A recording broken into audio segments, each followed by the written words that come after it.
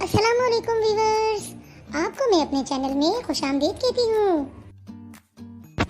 آپ سب سے گزارش ہے کہ آپ میرے چینل کو لائک کریں، سبسکرائب کریں اور شیئر کریں۔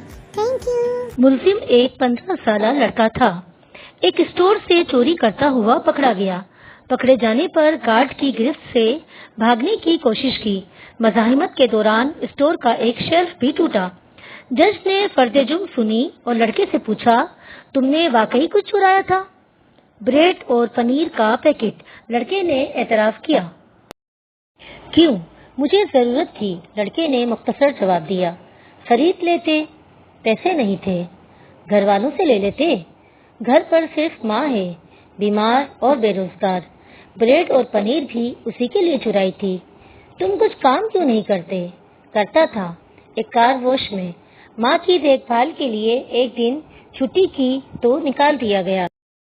تم کسی سے مدد مانگ لیتے۔ صبح سے مانگ رہا تھا، کسی نے ہیلپ نہیں کی۔ جرح ختم ہوئی اور جج نے فیصلہ سنانا شروع کیا۔ چوری اور خصوصاً بریڈ کی چوری بہت ہولناک جرم ہے اور اس جرم کے ذمہ دار ہم سب ہیں۔ عدالت میں موجود ہر شخص مجھ سمیت اس چوری کا مجرم ہے۔ میں یہاں موجود ہر فرد اور خود پر $10 جرمانہ عائد کرتا ہوں۔